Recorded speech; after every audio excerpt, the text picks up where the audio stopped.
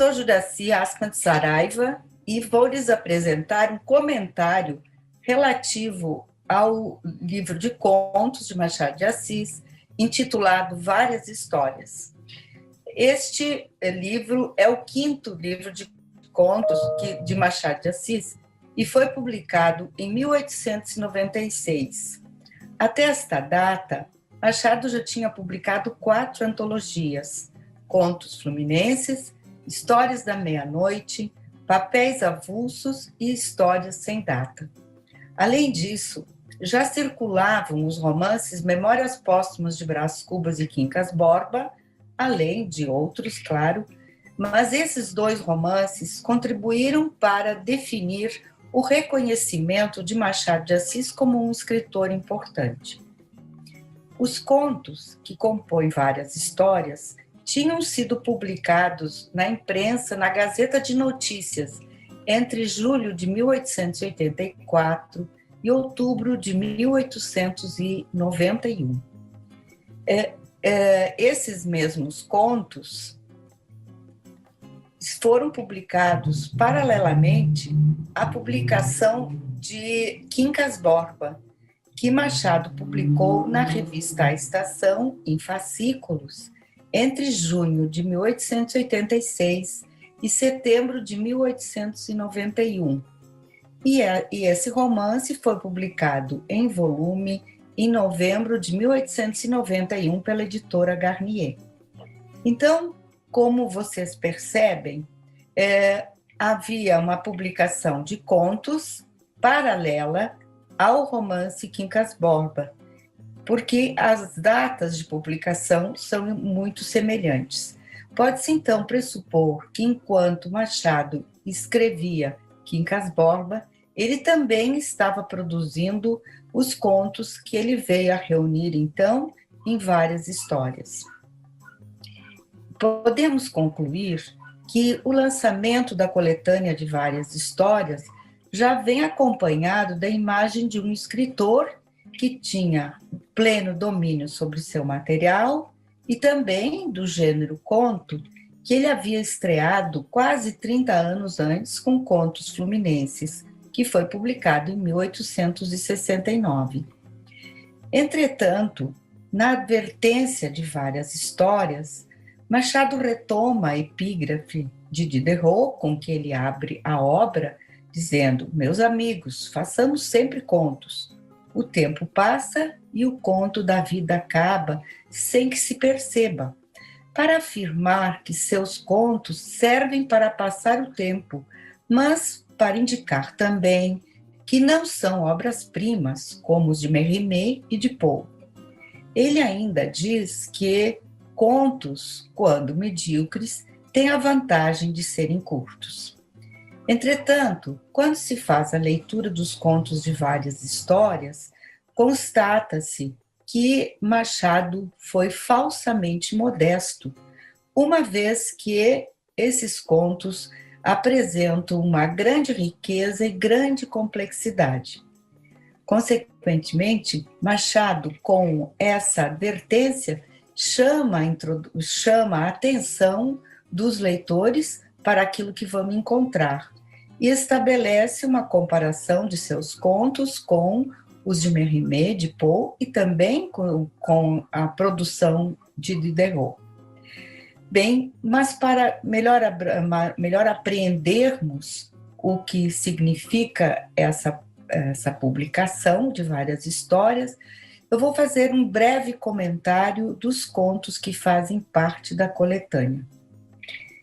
A obra inicial, ou seja, o texto que abre a coletânea, é A Cartomante, um texto que é bastante conhecido do autor, porque ele circula em inúmeros livros de coleção, né, de contos, e também em manuais didáticos.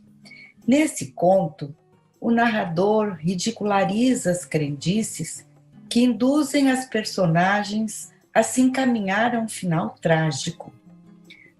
Sabemos, então, que em A Cartomante há um triângulo amoroso constituído por Rita, por Vilela e Camilo.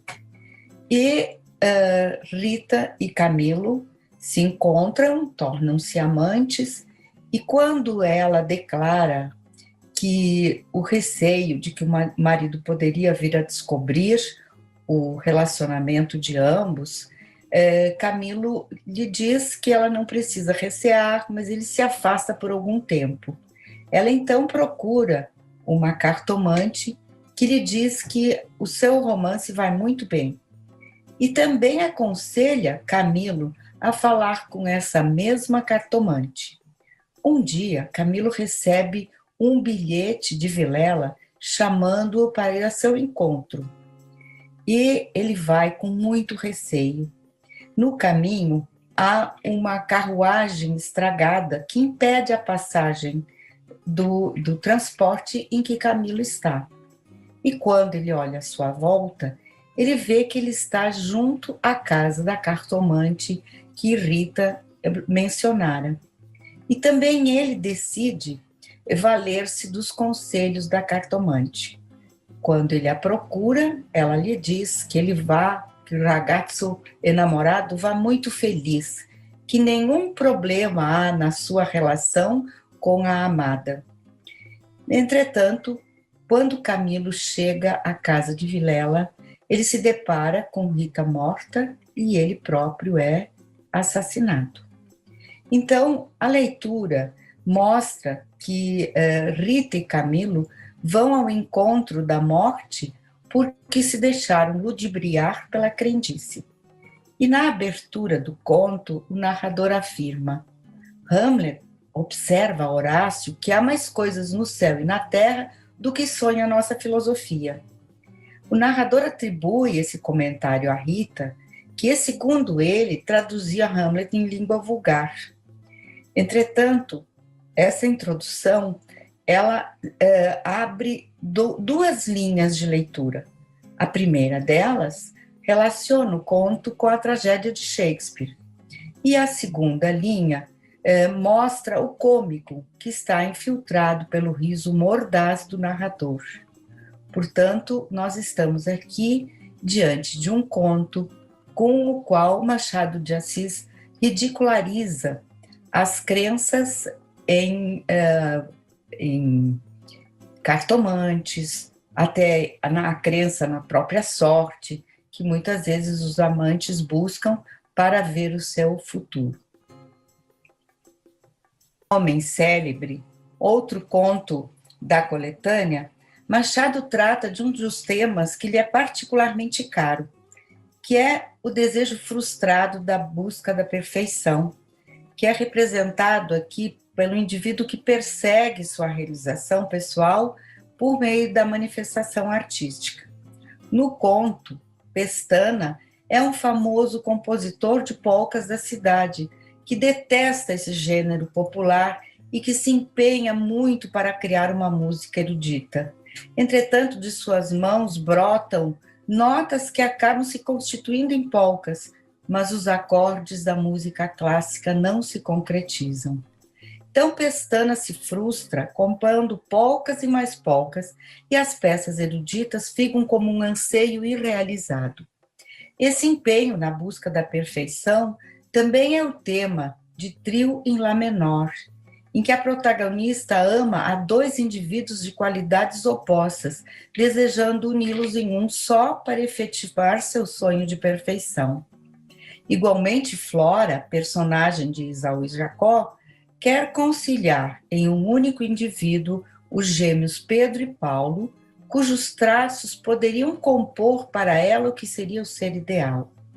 Então, Machado, nesses dois contos, estabelece um processo autorreflexivo, pois o dilema humano da perfeição parece remeter ao empenho dele mesmo, que contínua e conscientemente busca o aprimoramento na forma de trazer as suas narrativas. Outros dois contos que se aproximam, embora sejam diferentes no enredo e na complexidade das personagens, são A Causa Secreta e O Enfermeiro. Esses visam explorar os segredos da alma humana e Machado dá a eles um tratamento da introspecção psicológica. No primeiro conto, que tem como protagonista Fortunato, o narrador expõe o prazer com que ele visualiza o sofrimento alheio.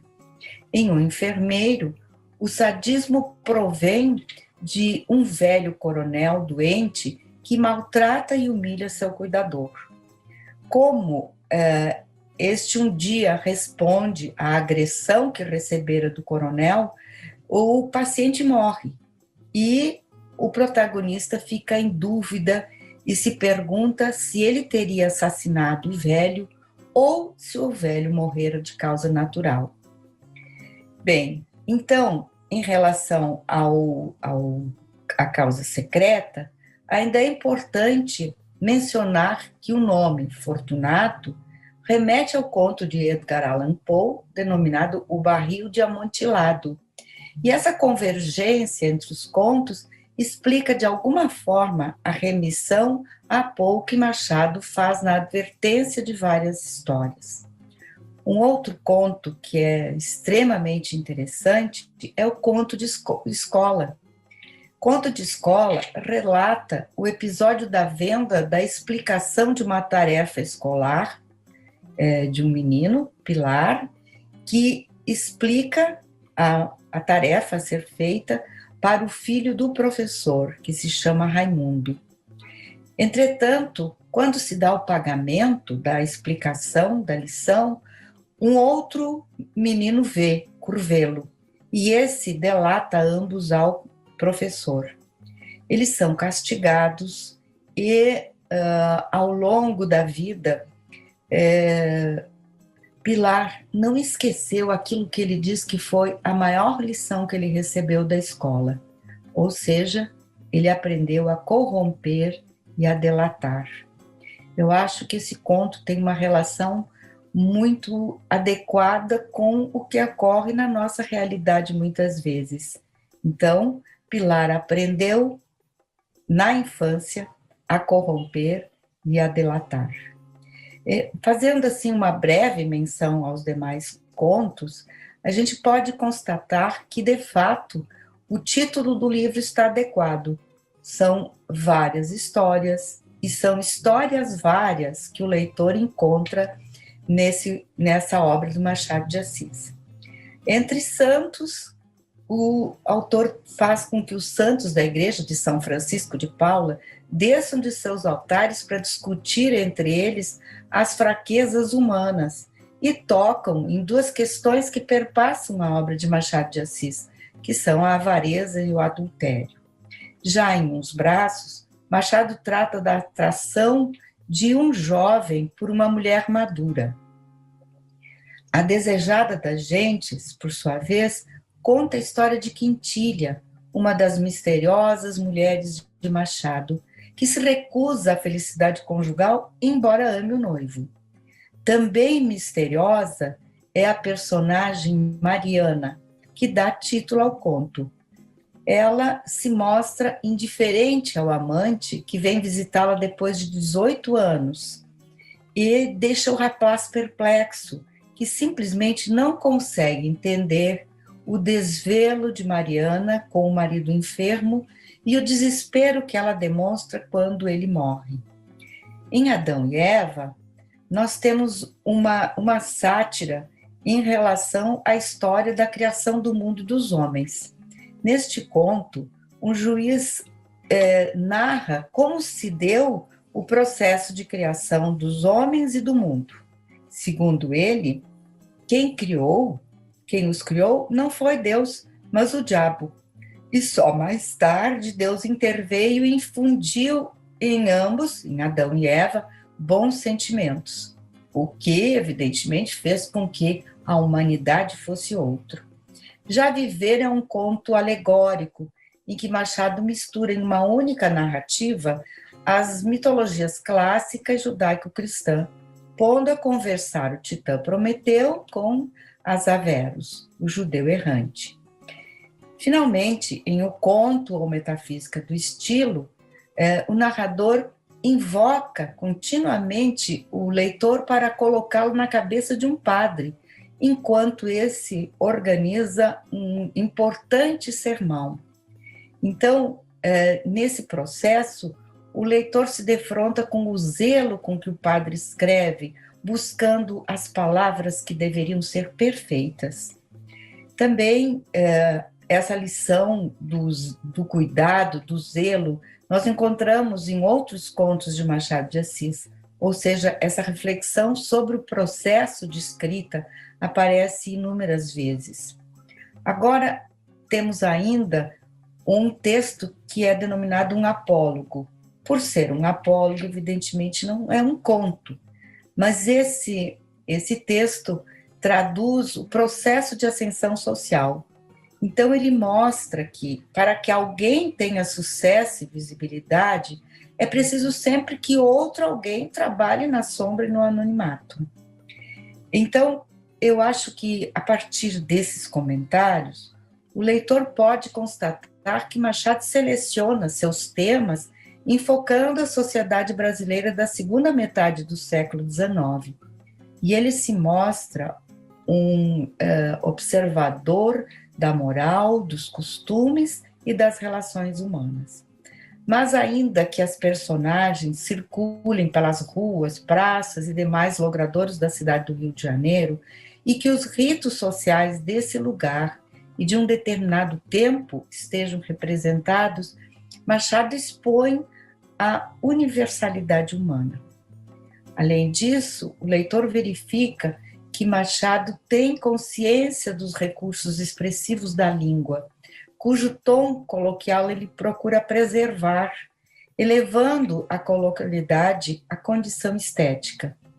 Da mesma forma, ele expõe seu domínio sobre os procedimentos composicionais da narrativa, manipulando o processo de comunicação literária, jogando com as múltiplas possibilidades do ponto de vista e subvertendo as regras da temporalidade, infiltrando ainda sob uma narrativa aparente, uma narrativa que deve ser recomposta pelo leitor. Portanto, perseguir os diferentes contos de várias histórias é realmente usufruir do prazer da leitura de contos que agradam não por serem curtos, mas por serem complexos e instigantes. Ficou com alguma dúvida? Você pode deixar suas perguntas aqui nos comentários deste vídeo ou interagir com a gente nas nossas redes sociais. Quer ficar por dentro de tudo? Aproveita e segue a gente. Você nos encontra em todas as mídias pelo @letrasnarede. Até mais!